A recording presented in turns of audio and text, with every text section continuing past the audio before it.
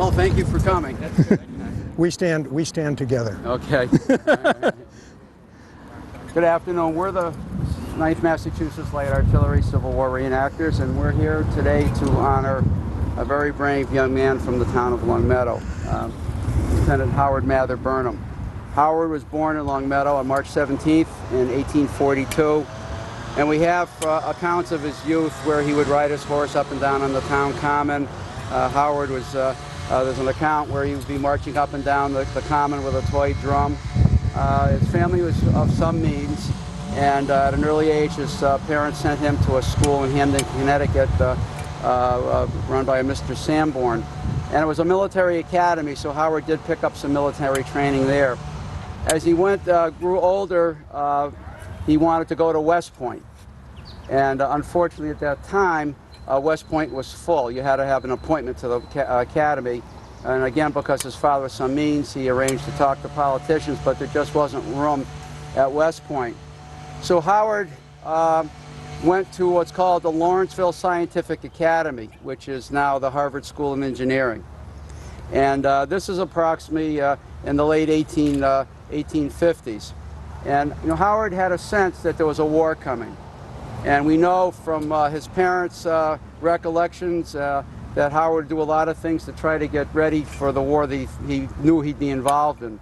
So Howard would ride his horse on the common. Howard would do a lot of wood chopping. There are accounts where Howard would actually sleep with his window open in the dead of the winter to get tougher, all the things he could do to get himself ready. And there's an account of just in the Christmas before, right before Fort Sumter was fired upon, Christmas of 1860, where Howard was home and he was talking to his friends, and he said to one of his friends, whose last name happened to be by the name of Boys, he said, "If there's a war, boys, we'll be in it." And his premonition was right. As we know, Fort Sumter was fired upon on April 12th in 1861, and just 10 days later, Howard Burnham enlisted in the Union Infantry. Before he left for training camp, he went to his father, Roderick, and he asked his father to make him a very solemn vow that should Howard fall in battle, that his father would find his remains and bring it back to Longmeadow. And of course, his father, Roderick, agreed to do so. Also, one of his friends asked him if he was scared to go off to fight, and Howard is noted to say that he wasn't concerned, that his life was not worth any more than any other life. So he did go off to war. First he trained in Hamden Park, which is in what we now know as Avocado Street in Springfield. And from there, he transferred to the artillery and rose very rapidly through the ranks. Did spend some time in New York State recruiting, but rose rapidly through the ranks in the artillery.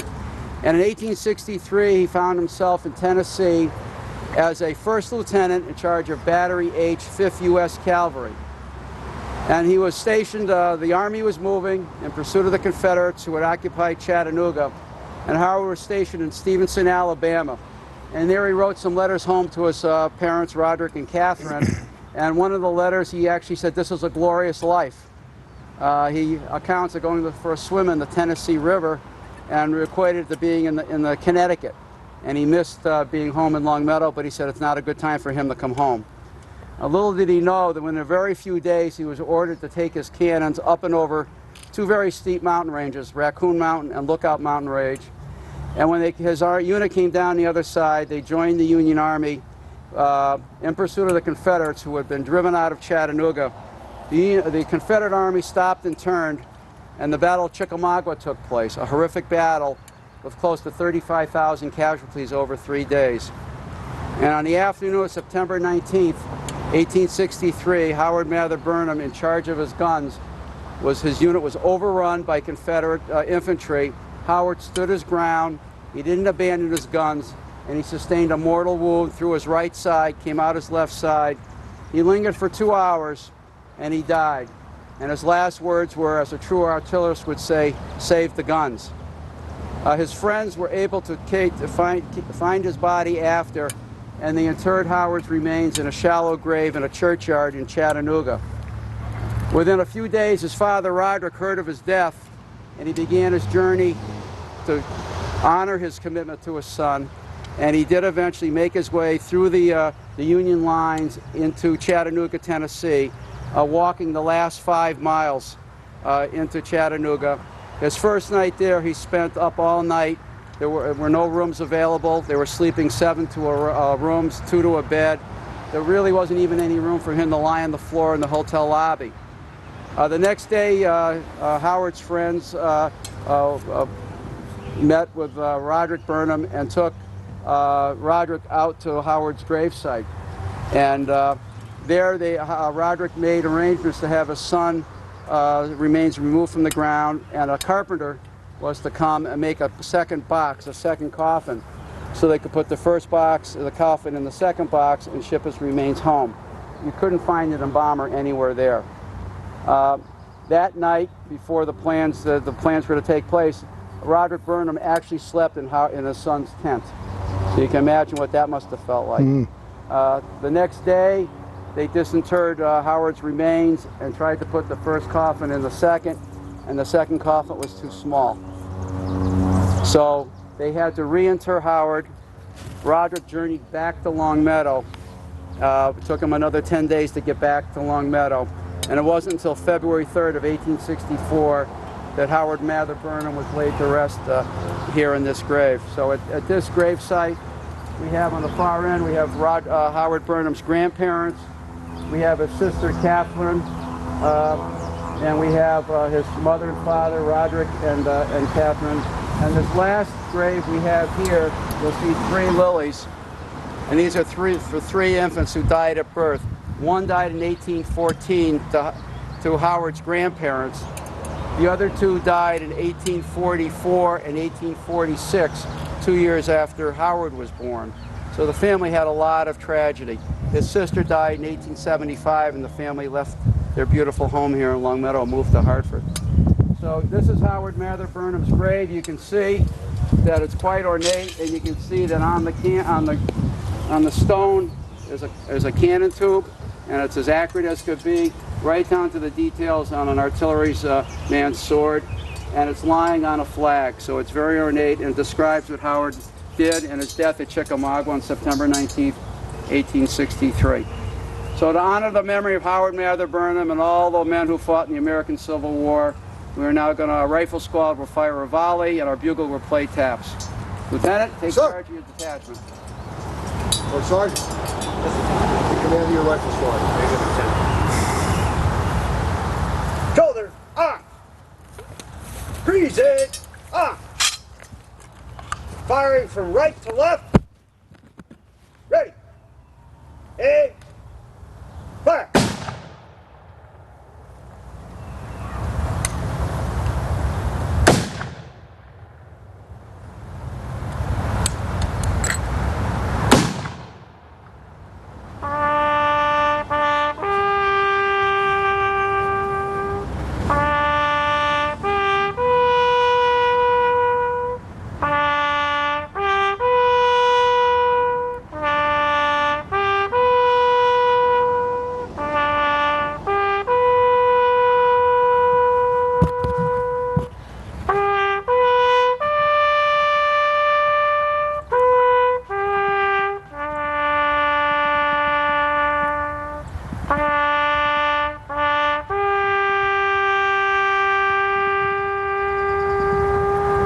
Order, arms. Shoulder, arm.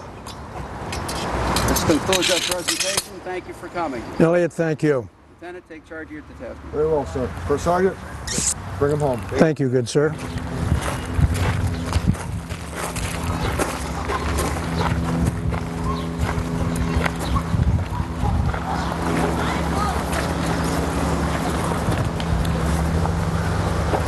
Good afternoon.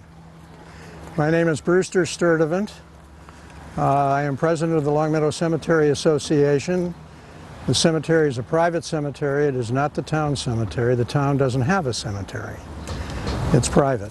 In order to be buried here, you must have a connection with the town of Longmeadow, historically, or some connection anyway. Welcome to the past. This is the best way, one of the best ways you can learn the history of an area is to wander the old burying grounds and be thinking about what people are were doing. A lot of the gravestones will tell you, and a lot won't. But as far as Longmeadow is concerned, Longmeadow has always been a bedroom for Springfield. When Springfield was founded in 1636, some of the residents of Springfield decided they wanted to pasture their animals in the long meadow along the riverbank. And therefore they did. And eventually were given land sites down there to build a shed at least, and so if they were out tending their animals and gardens and it started to rain, they'd have some shelter.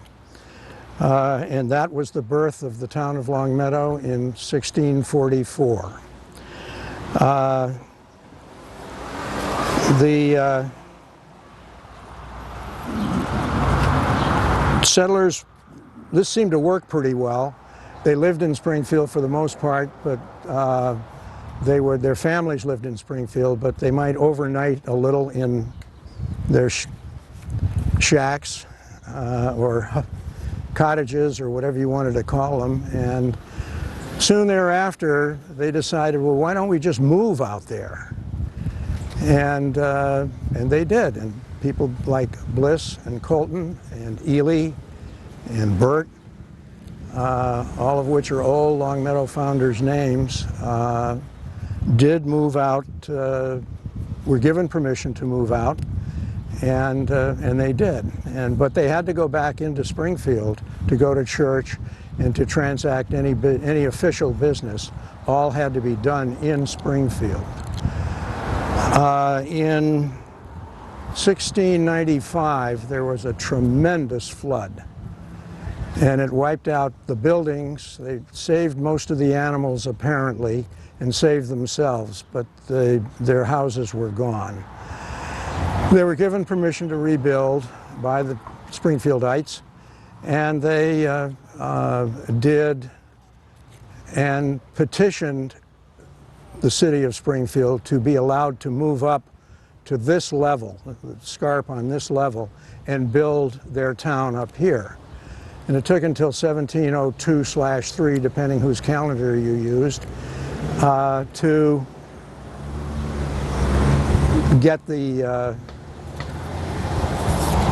get that done. They moved up here and petitioned to gather a church. Well, they had to have 40 families before you were allowed to gather a church in Massachusetts. So they did some recruiting and got their 40 families, and were given permission to build a meeting house / church and become a separate parish from the first parish in Springfield. We became, I believe, the second parish at that time. They had to go look for a minister, and they found a gentleman named Stephen Williams. And I won't ask the question, does anybody know who Stephen Williams was? Other than the boy captive of Old Deerfield, if that means anything to you. If you haven't read the story, I suggest you do. It's a children's book, but it's not a bad history. It's romanticized a little bit. Deerfield has reprint copies of it, and it's an interesting story. It is in February 29th, leap year day, 1704, the village in Deerfield was attacked by Indians and French. They were politically after Stephen Williams' father, John Williams. He was the minister in town, and they wanted to use him to swap for somebody in the French hierarchy that was being held for ransom in Boston. And they were looking to make a swap. And that eventually came to pass. Son Stephen, 10 years old, made the march from here to Quebec, or Montreal, I guess. He was captured by part of the Abenaki tribe, and they were in the eastern part of Canada and northern Maine. And he ended up starting with that group, and his captor and he became fairly close friends. He did not mistreat Stephen Williams at all, and they respected each other, and they made the most of it, Stephen particularly. Eventually, he was ransomed, Stephen was ransomed, and he went to Harvard, graduated from Harvard, and ended up teaching in the school in Hadley, Massachusetts. It was from there that he was asked to become the first minister of First Church in Springfield, in Longmeadow. He accepted the position in 1716, and that brings us up to the beginning of the cemetery. Now, it's taken that long, but so much for the history of town. When the town was originally laid out, it had two streets. A main street, which now is Longmeadow Street, was laid out from Enfield to Pecausic. Anybody know where Pecausic is? You know where the Ball Diamond is? You should go out of Longmeadow and down the hill. That's Pecausic Hill. That's the top of Pecausic Hill. And there was a family that was murdered by the Indians on their way to church. Family name was Keep, and there are lots of Keeps buried in here. And it was as a result of that that the town was given permission to gather a church. Originally, all of the funerals and burials were conducted at Old First Church in Springfield. This is where the residents of what became Longmeadow went to church. The burial ground here was laid out in 1718. It was, I've forgotten, 60 rods long and I think 40 or 10 rods wide, and which is about 600 feet by 60 to 70, 80 feet, 100 feet, something like that. I've got it written down in my notebook, but I don't have it with me. The earliest burial in this cemetery was up here, and we'll be up there in a minute. Experience Hale is the oldest stone with a body that had a body underneath it. The oldest stone in the cemetery was a member of the Colton family, and when the railroads came through in the late 1830s and 40s, came through Springfield, the Colton family, and there were a number of them in Longmeadow, requested that particular stone be brought into the Longmeadow Cemetery and put in the Colton plot, one of them. The cemetery in Springfield was behind Old First Church and ran down to the Connecticut River. It was interesting in some of the devastating floods because occasionally some bodies would be washed up. But the ones that were buried along the river bank, where it was a little silty, and not too many, but there were a few that turned up. And the stones there went into the Pine Street section of Springfield Cemetery. And if you haven't been through the Springfield Cemetery, it's worth a drive through it. It's a very lovely cemetery, or at least I think it is. As far as the stones are concerned, the carving on them falls into three categories as far as what I'm going to talk about is concerned, and these are the decorative parts of the stones. The oldest stones in this cemetery, as far as I know, have a skull on them, or a skull and bones. I won't say crossbones, but a skull and bones. And with it goes the phrase, "Here lies the body of." No, "Here lies," and names the person. As we get on through the Great Awakening, and this is Puritan thinking now, and as you get on into the Great Awakening, where the soul becomes a factor, You will find cherubs with wings. Other than that, you will find urns and willow trees. These are all getting into the memorial type of thinking. And then we come back into the era that we're in now even, where there are any decorative parts are fewer and farther between. And you're back to dealing with a granite stone or something like that with the name on it, and that's it. On these stones, often you can find a little bit about the person, how they died, or what caused the death. Anything from smallpox to, and that's on few of these stones, to kicked by a bull or gored by a bull. Most of the brownstone in here was carved it's known as Longmeadow brownstone. It was carved in the East Village, now known as East Longmeadow. The quarries in East Longmeadow put out some of the closest packed sedimentary rocks that came out of the vein that the redstone or brownstone is in. The same vein you can see in between Deerfield and Greenfield. The outcropping along Interstate 91 is of the same vein, and the other end of it is down near Portland, Connecticut, whose stones are far more granular than these are.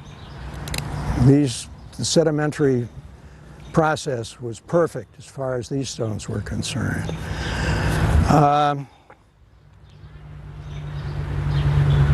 We have to be careful of, particularly there are some Portland stones in here, and you can tell them because a lot of them are without their faces, without the printing on them, they're exfoliated off. The structure of the stone is loose enough that water gets in where they were carved or leaks in the top, freezes, expands, and crunch over the years. Let's go for a walk a little bit. When we were talking about angels and wings, and you'll find some of those along in this area and there, look at that angel and wings and tell me, do you see an angel? And which way are the wings going to take it? This is one of Longmeadow's more famous stones. Look a little devilish. It's a town resident that was by the name of, I believe, James Reed, as I remember, that was killed at, I think, Lake George during the Revolutionary War. But I have a feeling that this guy was a tough kid to control. You want to be nice, or attention deficit disordered, or whatever. And I just have a feeling that's a devil's skull, if you look at other wings, you'll find they come out of the side and would tend to propel the head upwards. In this, I don't think it's going to work that way. Tabletops are an interesting phenomenon of New England cemeteries and Eastern New York cemeteries, and I've never seen one about the Hudson River, I don't think. Maybe they go beyond, I don't know, do they? Tabletops? I found one by accident once, just driving by a cemetery, and thought, gee, there's a tabletop. Tabletops were put up by the town residents in memory of, and as a memorial to, in this cemetery, basically the founding fathers. This is Nathaniel Burt. This one is John Hale. This is the oldest stone, the 1719 stone. It's not in the greatest shape, but it's Experience Hale, and it's the oldest stone in the cemetery. This is, by the way, is the beginning of the old burying ground. They started burying farthest away from the church and buried back toward the church. So the oldest stones are back here, strangely enough. This is my favorite stone, not only because it's Stephen Williams' tabletop, but because partly of what it says, and it was a real challenge to figure out what was going on.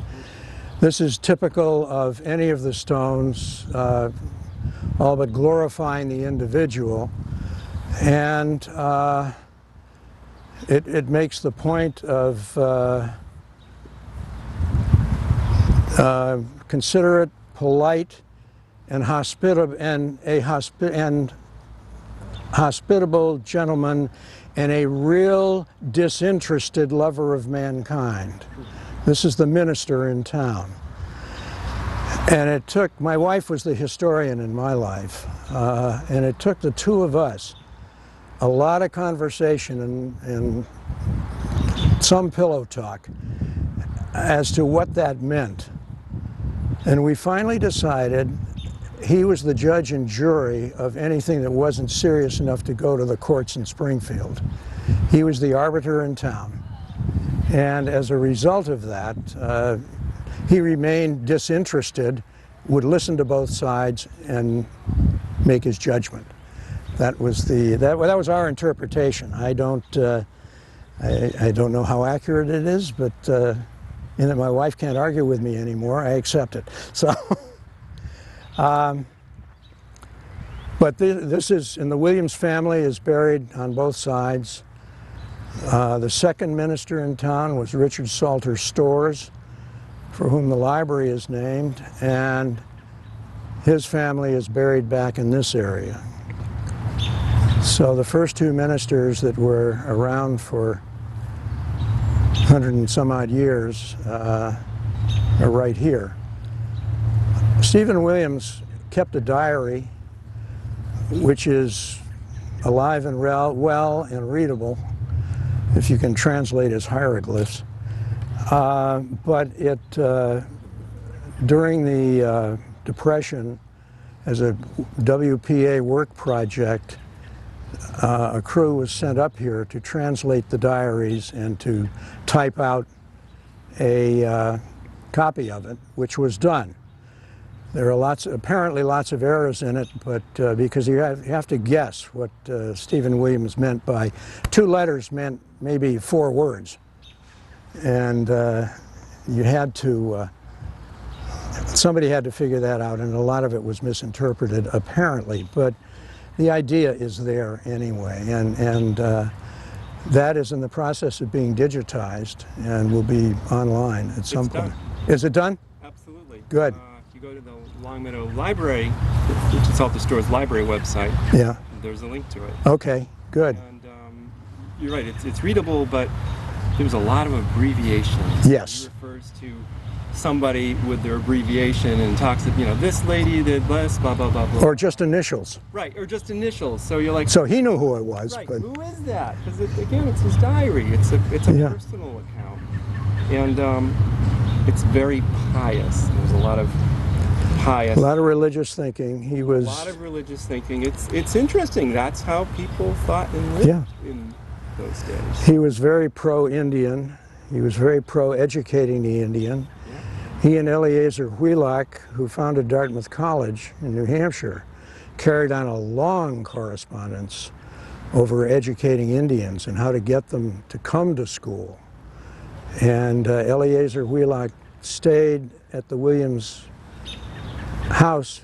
He came from Connecticut, and on trips through, he would stay maybe a week, 10 days or 2 or 3 days at the Williams house. And so it was interesting. And the Historical Society has has the receiving end of the correspondence. Eleazar Wheelock's end of it, nobody can find the answers to it, but that was shared number of years ago when I was involved in the Historical Society. That was shared. So, any questions? I'm about talked out. You know how many tabletop tunes you think there are in this cemetery? You can count them. Okay, I was wondering whether you knew. 4, count the 5, 6, 7, 8, 10 or a dozen maybe. There are a couple over here too. Yeah, I was thinking maybe as many as 30, but I... No, I don't think. I'd go a dozen maybe. A dozen, you think? Yeah. Okay. I've never counted. All right. They don't go beyond the old burying ground. Yeah. Okay. So when the stones start to face you, you're out of the old burying ground. And when these were first made by the mid-18th century, they were so popular that even though Boston had fine stone carvers, the Boston royalty, the wealthiest Bostonians, would send to the Connecticut River Valley to have redstone sent to Boston so that they too could have tables in redstone. Yeah, interesting. So redstone tables were... Redstone Well, this is, tables were the thing. they've weathered well. Yes. Let's face it. They came from Longmeadow, they've weathered. Yeah. That's right. That one's by William Holland. That one is, but this one's a William Holland stone, and this is toward the end of the time he was in Longmeadow. He was probably the first of the important local stone carvers, and he had a simple stone and he had a more sophisticated stone design. You've got one that's documented in Longmeadow from William Holland that is the one next to the one you pointed out is the oldest stone. Experience Hale. For Experience Hale, her husband Thomas Hale's stone. We have the documentation of William Holland being paid for that stone. And William Holland actually owned land right down there at the mouth of the Pacusic. Oh, really? And he sold it to Ezra Stebbins' father. So there was a connection between Holland and William Stebbins, and then Ezra Stebbins. And Ezra Stebbins was probably the most prolific stone carver in this area here until his death in 1796. And some of these stones here, for example, are from the Stebbins shop. And this is one of the Stebbins carvers here. And while he had many different designs, I'm fascinated by the fact that you get some bit of an anatomy lesson when you look at some of these stones here that he's carved. And especially the ones that are in feeding hills that he's done are even more dramatic in terms of the chest design.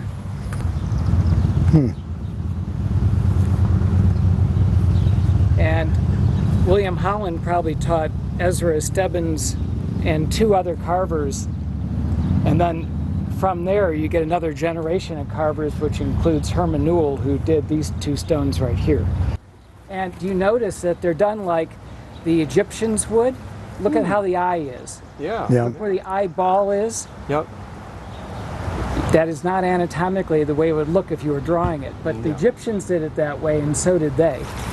And you could have many different style stones. Herman Newell, in addition to doing the willow and urn, was also doing angels in this style here. At the same time? At the same time, in fact, they overlap quite a bit. Okay. Here he's doing an angel into the 18 teens, even though he's been doing willow and urns since the 1700s. Late 1700s. Yeah. And the willow stands for? It's a memorial. It's a memorial, yes. Okay. This is a more classic case of the stone that William Holland did. This angel was a design that he developed. Often they have hair. Often the eyes look up. They have this stylized wing like this, which you can see Herman Newell actually borrowed from in a later time. Yep.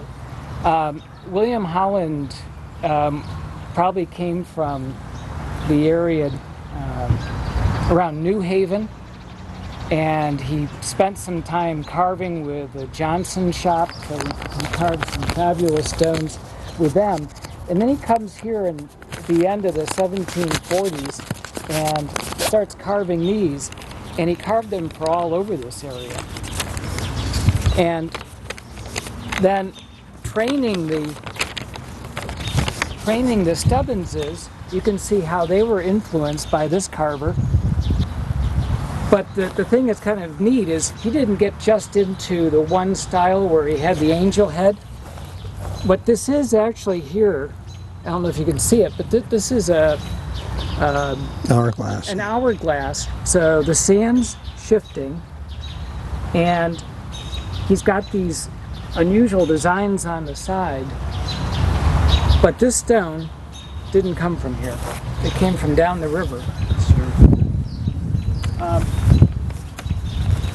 the oldest stone that came from Springfield is right here. Right there. Mary Colton. Mary Drake. Alias Colton. So this stone, which actually is in pretty good shape, but probably wasn't Longmeadow stone. And this was from yet another carving tradition that was earlier, but this shape of stone is a 17th century shape. She died in 1682, I think, if I remember rightly. So, but this came without a body. Moved from Springfield Cemetery, yeah. Here you can see a whole bunch of stones in great relief, and they're gorgeous, like they were just carved. This one was probably carved by Herman Newell. This was, again, William Holland stone. This one is one of the Stebbins carvers. This one is a Stebbins carver. And then this one is probably actually another carver by the name of John Ely, who may or may not have trained with William Holland, but probably also was involved in training Herman Newell. And they just put up with that. Al, thank you. That's more than most of my tours get, believe me. You've learned, and I have learned. I want to read something to you that I found in Yankee Magazine in the year 2000. This is a cemetery. Lives are commemorated, deaths are recorded. Families are reunited, memories are made tangible, and love is undisguised. This is a cemetery. Communities accord respect, families bestow reverence, historians seek information, and our heritage is thereby enriched. Testimonies of devotion, pride, and remembrance are carved in stone to pay warm tribute to a loved one. The cemetery is homeland for family memorials that are a sustaining source of comfort to the living. A cemetery is a history of people, a perpetual record of yesterday, and a sanctuary of peace and quiet today.